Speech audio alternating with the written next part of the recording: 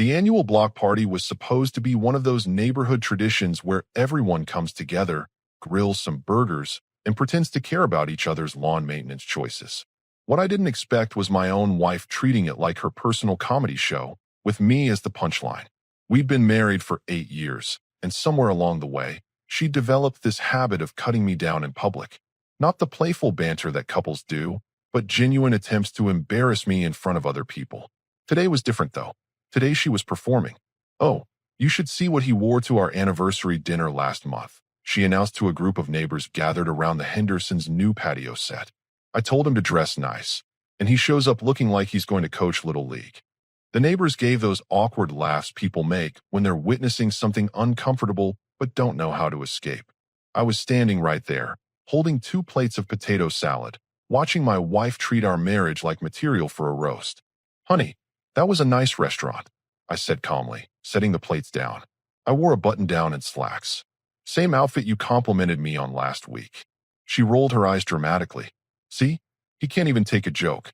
Everything has to be so serious with him." But here's the thing, I wasn't angry. I was observing. Watching her perform this little show, seeing how desperate she was for laughs at my expense, and wondering when exactly my wife had decided that respect was optional in our marriage.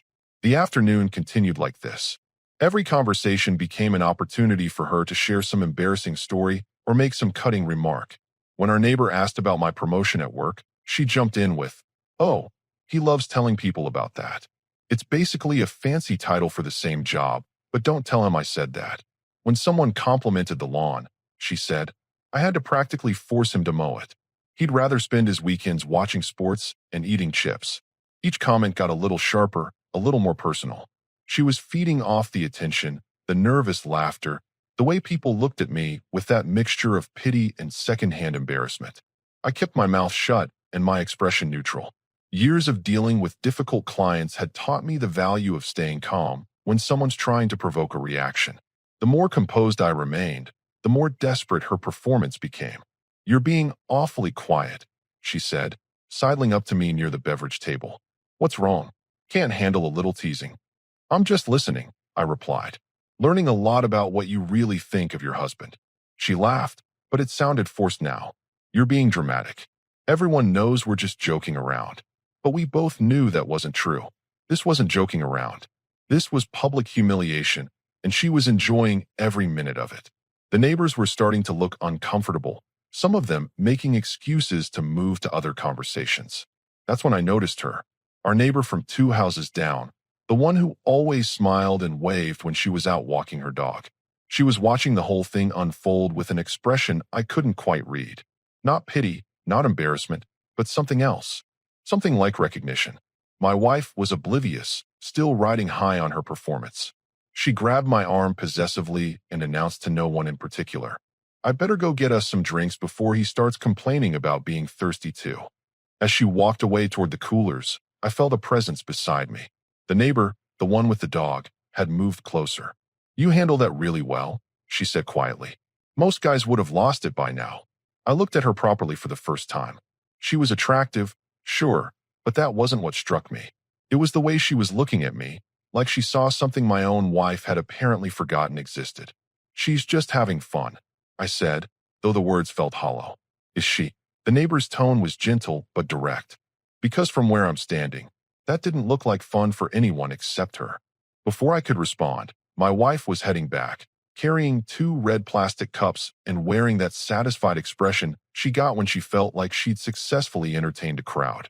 She had no idea that her performance had been witnessed by someone who saw it for exactly what it was. The party continued, but something had shifted. I found myself paying attention to different things. The way people's conversations died when we approached. The uncomfortable silences that followed her jokes. The way that neighbor, the one with the dog, kept glancing over at us with that same unreadable expression. My wife, meanwhile, seemed energized by her earlier success.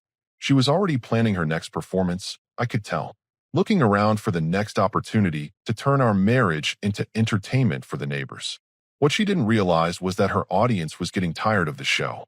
20 minutes later, my wife announced she was going to help herself to the dessert table and maybe grab some more drinks.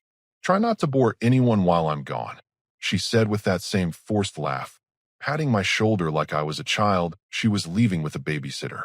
The moment she was out of earshot, the neighbor with the dog approached me again. Up close, I noticed she had this confident way of moving, like someone who knew exactly what she wanted and wasn't afraid to go after it. I'm going to ask you something, and I want you to give me an honest answer, she said, positioning herself so we were facing each other directly. Are you single? The question hit me like a physical force, not because it was inappropriate, but because of how it made me realize what my marriage had become. Here was a woman asking if I was available, while my wife was 50 feet away, probably telling someone else about my latest domestic failure. Married, I said, though the word felt strange in my mouth. 8 years. She nodded, but didn't look surprised. That's what I figured, but I had to ask. See, I've been watching you for months now. The way you handle yourself, the way you treat people with respect even when they don't deserve it. The way you keep your composure when most men would be making a scene. I wasn't sure where this was going, but I wasn't stopping her either. I was hoping you were single because I've been wanting to ask you out. Like, actually ask you out. Dinner, conversation, the chance to get to know someone who seems to have his priorities straight. The directness of it was refreshing. No games, no hints, no dancing around the subject.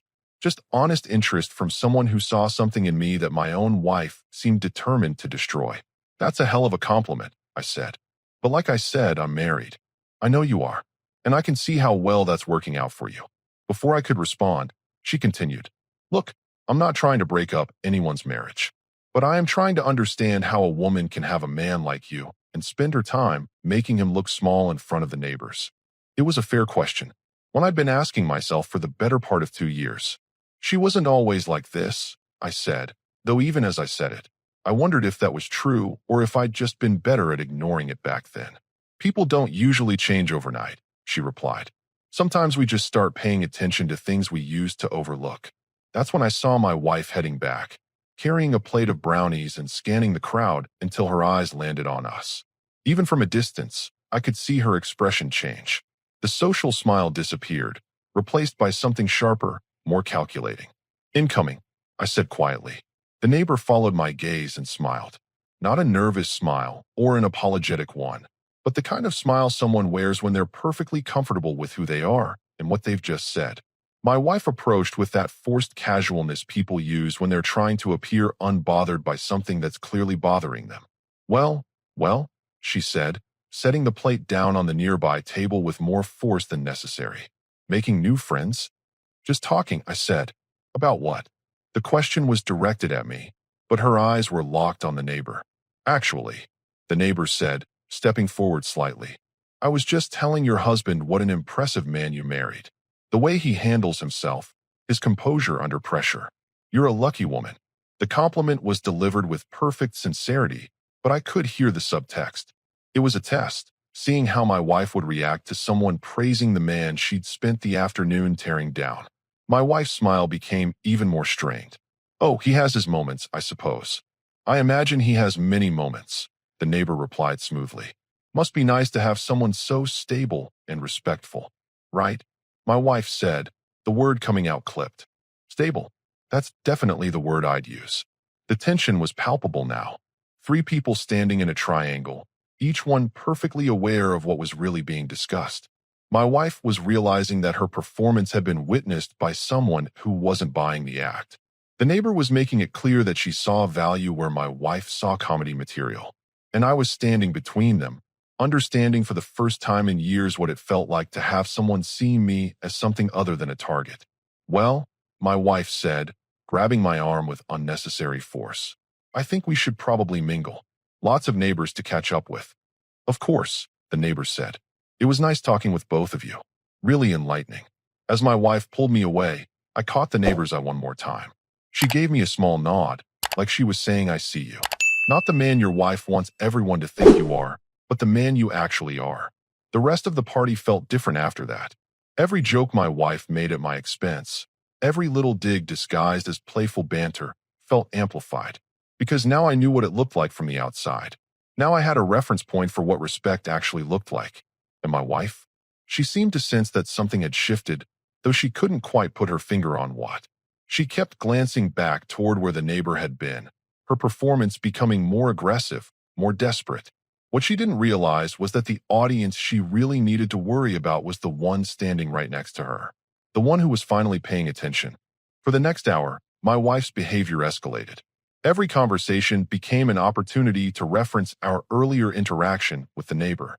She made pointed comments about women who don't respect boundaries and inappropriate behavior at family-friendly events. The irony wasn't lost on anyone paying attention. She positioned us near the grill area where most of the neighbors were gathered, essentially creating her own captive audience. That's when she made her mistake. "You know what's funny?" she announced, loud enough for everyone within 20 feet to hear. "Some people come to neighborhood parties thinking they can just walk up to married men and start flirting. Like, seriously? Have some self-respect." The conversation around us stopped. People looked uncomfortable, shifting their weight and suddenly finding their plastic cups very interesting. But my wife wasn't done. "I mean, when you're that obvious about it, it's just embarrassing for everyone involved. Right, honey?" She looked at me expectantly, waiting for me to validate her public attack on our neighbor. That's when I decided I was done being her silent partner in this performance. "Actually," I said, my voice carrying clearly across the suddenly quiet group, "I think what's embarrassing is spending an entire afternoon trying to humiliate your husband in front of the neighbors." You could have heard a pin drop. My wife's face went through about 3 different expressions in 2 seconds, settling on shocked outrage. "Excuse me. You heard me." I set down my drink and faced her directly. "Every conversation today, every story you've told, every joke you've made has been at my expense. And now you want to attack someone for showing me basic respect." I was not attacking anyone. I was just pointing out that some behavior is inappropriate. Like telling everyone I can't dress myself? Like announcing that my promotion isn't real? Like spending 2 hours making sure every person here knows how little you think of the man you married? The neighbors were starting to back away, creating a wider circle around us. Some looked fascinated by the drama. Others seemed mortified to be witnessing it. But nobody was leaving. "You're being ridiculous," she said, her voice getting higher. "It was just harmless teasing. Everyone knows that. Does everyone know that?" I gestured to the crowd around us. "Because from where I'm standing, it looks like everyone's been uncomfortable watching you tear me down all afternoon." I could see some people nodding slightly. Others were looking at the ground, probably remembering their own moments of secondhand embarrassment from earlier. "And you know what the really pathetic part is?" I continued. "A complete stranger showed me more respect in 5 minutes than you've shown me all day. She saw a man worth talking to, worth getting to know, while you've been performing this sad little show about what a disappointment I am." My wife's face was turning red now. That woman was completely out of line, flirting with a married man right in front of his wife. She wasn't flirting. She was being honest. She told me exactly what she thought. No games, no hidden agenda. And you know what she thought? That I was someone worth respecting. Imagine that. The crowd was getting larger now. People from other parts of the party were drifting over, sensing drama. My wife noticed too, and I could see her calculating whether to escalate or retreat. She chose escalation. "So now you're taking her side over your own wife's." I'm taking my own side for the first time in years. And yes, if respecting myself means agreeing with someone who sees value in me instead of comedy material, then absolutely. This is insane. You're making a scene over nothing. I'm making a scene? I almost laughed. You've been making a scene all day? The only difference is that now someone's calling you on it. That's when I noticed the neighbor in question had moved closer to the crowd. She wasn't pushing forward or trying to insert herself, just standing at the edge, watching. When my wife spotted her, her anger shifted into overdrive. "Oh, perfect. Your new girlfriend is here to watch the show." "She's not my girlfriend. She's just someone who treated me like a human being worthy of respect. Something you might want to try sometime." The neighbor stepped forward then, not aggressively, but with purpose. "Actually, I think I should clarify something, since I seem to be part of this conversation." My wife whirled to face her. "You need to stay out of this." "I would, but you keep talking about me." The neighbor's voice was calm, steady. "So let me be clear about what happened. I approached your husband because I've watched him for months being respectful, kind, and patient with people who don't deserve it. I asked if he was single because I was interested in getting to know someone with those qualities better." She paused, looking directly at my wife. "When he told me he was married, I respected that. But I also told him what I saw in him. because sometimes people need to hear that they're valued. How dare you? How dare I what? Treat your husband with respect? See value in someone you spend your time diminishing? Notice that he's a decent man who deserves better than being someone's punchline. The silence that followed was deafening. Every neighbor, every casual observer, every person who'd witnessed my wife's performance earlier was now seeing it called out directly. My wife looked around at the faces surrounding us, finally realizing that her audience wasn't on her side anymore, that her performance had backfired spectacularly. "We're leaving," she said, grabbing my arm. But I didn't move. "Actually," I said, removing her hand from my arm, "I think I'll stay a little longer. Enjoy the party. Maybe have some actual conversations with people who don't think I'm a walking comedy routine." The look she gave me could have melted steel. But for the first time in years, I wasn't intimidated by her anger. I was done being managed, manipulated, and made small for her entertainment. "Fine," she said. "Stay. Make a fool of yourself. But don't expect me to clean up the mess when you come crawling home."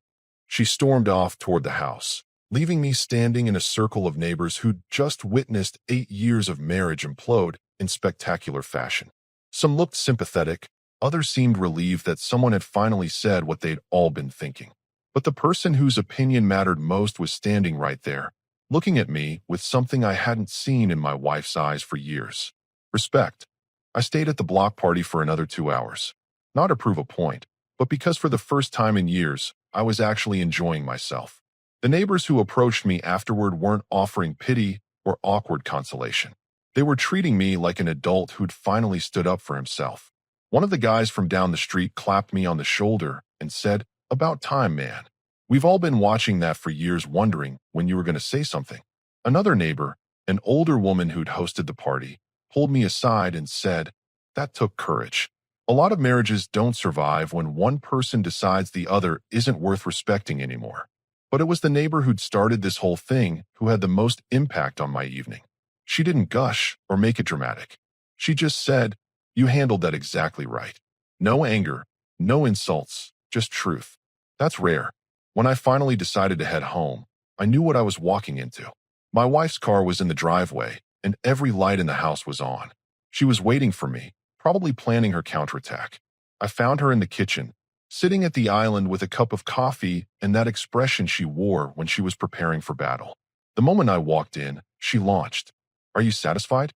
Do you feel good about humiliating me in front of the entire neighborhood?" "I feel good about not letting you humiliate me anymore," I said, grabbing a bottle of water from the fridge. "There's a difference. What happened to you today? This isn't like you." "No, today was exactly like me. The real me. The version you've been trying to bury under 8 years of public criticism and private contempt." She stood up, pacing now. "I don't have contempt for you. That's ridiculous." "Really? When's the last time you introduced me to someone without including a joke about my flaws? When's the last time you talked about me to your friends without making me the butt of some story?" She opened her mouth to answer, then closed it. Because we both knew she couldn't. "I tease you because we're comfortable with each other. That's what couples do." "No. That's what couples do when they don't respect each other anymore. And I'm done being comfortable with disrespect." "So what? You're going to leave me over a stupid block party?" "I'm going to leave you because of who you've become." The block party just made it impossible to ignore anymore. That stopped her pacing. "Leave me? You're talking about leaving me." "I'm talking about ending a marriage where one person thinks the other exists to be her entertainment. Where I'm supposed to smile while you tear me down and pretend it's affection. You're overreacting. People say things they don't mean when they're trying to be social. For 2 hours, every conversation, every story, every joke at my expense was just being social." She sat back down, and I could see the calculation in her eyes, trying to figure out how to spin this, how to make me the unreasonable one. "Look, maybe I went a little overboard today, but you completely embarrassed me in front of everyone, taking that woman's side, making me look like the villain. You made yourself look like the villain. I just stopped pretending you weren't one." That's a horrible thing to say. It's an honest thing to say. And after today, I'm done saying anything that isn't honest. I walked toward the stairs, but she followed. "Where are you going?" "To pack some things. I'll be staying at my brother's for a while." "You can't be serious. You're going to blow up our marriage over one bad day." I stopped at the bottom of the stairs and turned to face her. This wasn't one bad day. This was 8 years of bad days that I finally stopped making excuses for. We can fix this. We can go to counseling. We can work through whatever problems you think we have. The problem isn't that we fight or have different opinions or need better communication. The problem is that you don't respect me, and you can't counsel someone into respecting their spouse. That's something they either do or they don't. I do respect you. No, you don't. And the proof isn't what happened today. The proof is that you still don't understand why what happened today was wrong. She followed me upstairs, continuing to argue, to justify, to minimize. But I wasn't listening anymore. I was packing a suitcase with the methodical efficiency of someone who'd already made their decision. You're throwing away 8 years because of one conversation with some neighbor you barely know? I'm ending 8 years because of what that conversation made me realize about my own life, about what I've been accepting, about what I deserve. And what exactly do you think you deserve? I stopped packing and looked at her directly. Someone who's proud to be married to me instead of embarrassed by me. Someone who builds me up instead of tearing me down. Someone who sees me as a partner instead of a punchline. I never said I was embarrassed by you. You didn't have to say it. You spent an entire afternoon showing everyone exactly how you feel about your husband.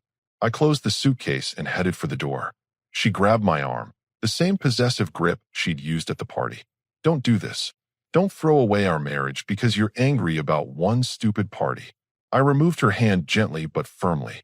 I'm not angry about the party. I'm grateful for it. It showed me what I've been missing, what it feels like to be seen as someone worth respecting, by some random woman who doesn't even know you, by someone who looked at me and saw value instead of flaws, who saw strength instead of weakness, who treated me like a man instead of a child she has to manage. I walked down the stairs with her following behind, still talking, still trying to convince me this was an overreaction. But my mind was made up. Had been made up the moment I realized that a stranger's respect felt foreign because I'd forgotten what it was like to receive it at home. At the front door, I turned back one last time. When you figure out why treating your husband with contempt isn't love, call me. Until then, I'll be remembering what it feels like to be around people who actually like me. I walked out to my car, put the suitcase in the trunk, and drove away from 8 years of accepting less than I deserved. In my rearview mirror, I could see her standing in the doorway, probably still trying to figure out how this had become my fault. But I wasn't looking back anymore. I was finally looking forward. 3 days later, I was sitting in a law office downtown, signing papers that would officially end my marriage. My brother had recommended the attorney, a straightforward woman who didn't waste time asking if I was sure about my decision. She took one look at me and said, "You seem like someone who's thought this through." I had. Those 3 days at my brother's place had given me clarity I hadn't felt in years. No walking on eggshells, no bracing for the next cutting remark, no wondering what version of me would be presented to the world that day.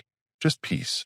My phone had been buzzing constantly, text after text from my wife, ranging from angry to pleading to manipulative. The pattern was predictable. First, she tried anger. "You're being childish and dramatic." Then came the bargaining. "I'll change, we can work this out." Finally, the guilt trips. "After everything I've done for you, this is how you repay me?" I didn't respond to any of them. There was nothing left to say. The divorce papers were served on Friday. By Saturday, my phone was ringing nonstop. I let most calls go to voicemail, but when my brother-in-law called, I picked up. "Man, she's been calling everyone in the family, trying to get people on her side," he said, "telling them you had some kind of breakdown at a neighborhood party." What kind of breakdown?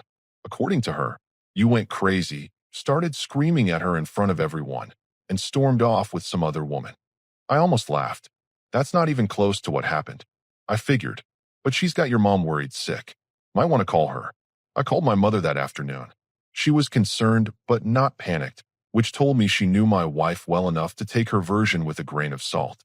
"She says you've been acting different lately, more distant," my mother said carefully. "Is everything all right?" "Everything's fine, Mom. Better than it's been in years, actually." She mentioned another woman.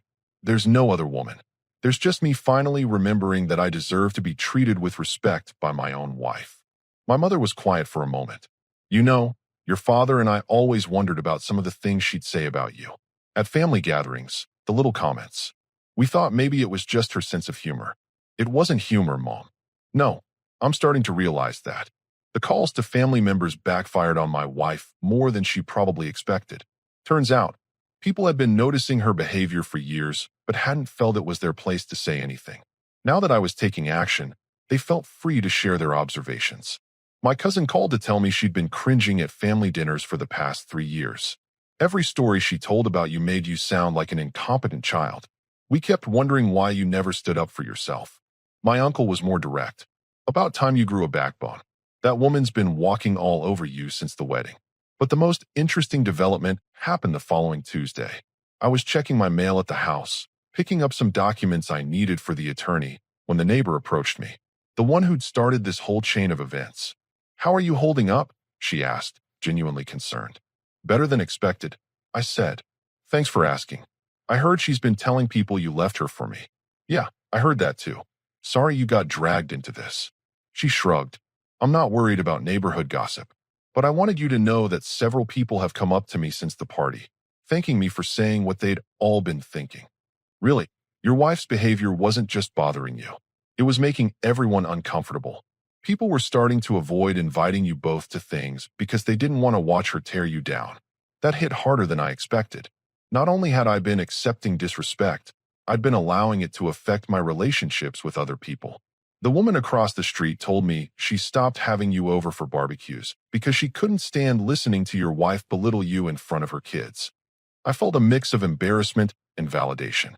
Embarrassment that it had gotten so bad that people were avoiding us. Validation that I wasn't crazy for thinking the behavior was unacceptable.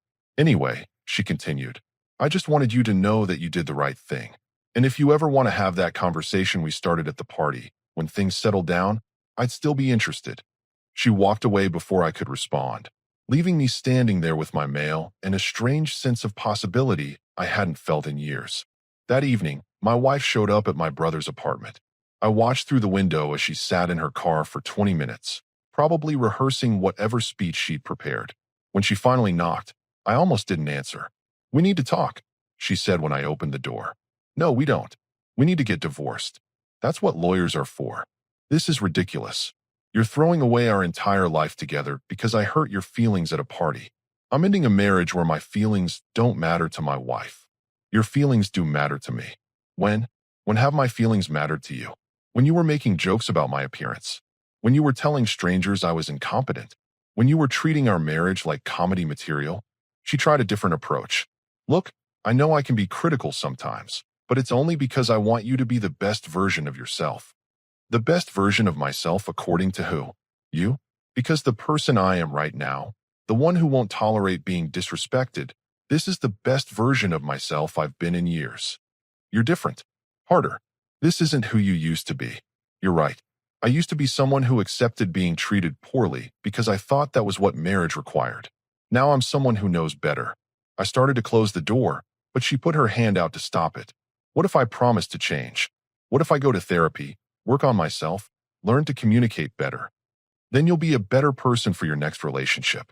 This one is over. Please don't do this. I love you." "No, you don't. You love having someone to manage, someone to feel superior to, someone who won't fight back when you tear them down. But you don't love me." I closed the door and listened to her cry on the other side for about 10 minutes before she finally left. It should have made me feel guilty, but it didn't. It made me feel free. 2 weeks later, the divorce papers were filed. My wife had stopped calling, stopped showing up, stopped trying to rally family members to her cause. She'd finally realized that this wasn't a negotiation or a phase I was going through. This was me taking my life back. 6 months after the block party that changed everything, I was standing in my new kitchen, making coffee on a Saturday morning without anyone commenting on how I was doing it wrong. The divorce had been finalized 3 weeks earlier. Clean, simple, no drama. My ex-wife had finally stopped fighting it when she realized the neighbors weren't taking her side. The house I'd bought was 3 streets over from our old neighborhood, close enough to maintain friendships I'd rediscovered, far enough to start fresh. My brother had asked why I didn't move across town, get a complete change of scenery. "Because I'm not running from anything anymore," I told him. "This is my neighborhood too." The neighbors had been interesting to watch during the whole process. Some had chosen sides, but most just seemed relieved that the uncomfortable dinner party dynamic was over. The couple next door to my old house told me they'd started having people over again now that they didn't have to worry about witnessing public humiliation disguised as marriage. My ex-wife had moved in with her sister across town. Word was she'd been telling people I'd had a midlife crisis, but fewer people were buying that story as time went on. When you spend years making someone look bad in public, people remember when the truth comes out. The doorbell rang, interrupting my thoughts. Through the window, I could see her, the neighbor who'd started this whole transformation with one honest conversation. "Hope you don't mind me stopping by," she said when I opened the door. "I was walking past and saw you were up." "Not at all. Want some coffee?" We sat on my back deck, talking about everything except the obvious elephant in the room. Work, travel plans, the new restaurant downtown. Normal conversation between two adults who respected each other. "Can I ask you something?" she said eventually. "Sure. Do you ever regret it? Standing up for yourself that day?" I thought about it for a moment. I regret waiting so long to do it. But the actual decision? Never. Good. Because I've been wanting to ask you something for months now, but I didn't want to complicate things while you were going through the divorce. I set down my coffee cup and gave her my full attention. "I know this might seem fast, but would you like to have dinner with me? Actual dinner, not neighborhood party small talk." The request was simple, direct, honest. Everything I'd forgotten a relationship could be. "I'd like that," I said. "I'd like that a lot." We made plans for the following weekend. Nothing dramatic, nothing rushed. Just two people who'd seen something in each other worth exploring. After she left, I sat on my deck for another hour, thinking about how different my life looked now. No more bracing for criticism. No more wondering what version of me would be presented to the world. No more accepting disrespect as the price of companionship. My phone buzzed with a text from my brother. "Saw your ex at the grocery store yesterday. She looked miserable." I didn't respond. Her happiness wasn't my responsibility anymore, and her misery wasn't my victory. It was just the natural consequence of treating people poorly until they stop accepting it. That evening, I grilled a steak on my new patio and ate it while watching the sunset. No one criticized my cooking method or suggested I was doing it wrong.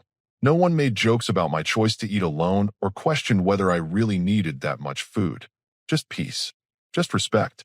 Just the life I'd forgotten I deserved. The block party had been 6 months ago, but it felt like a lifetime. The man who'd stood there accepting public humiliation as the price of keeping peace was gone. In his place was someone who understood that respect isn't negotiable, that dignity isn't optional, and that sometimes the best thing you can do for yourself is stop accepting less than you're worth. I raised my beer to the sunset and smiled. Tomorrow was looking pretty good. Our story has come to an end. If you've made it this far, how about subscribing to our channel? It helps us immensely. I've selected 2 other videos for you that I'm sure you'll enjoy. Feel free to click on them. I'll be waiting for you in the next story. See you soon.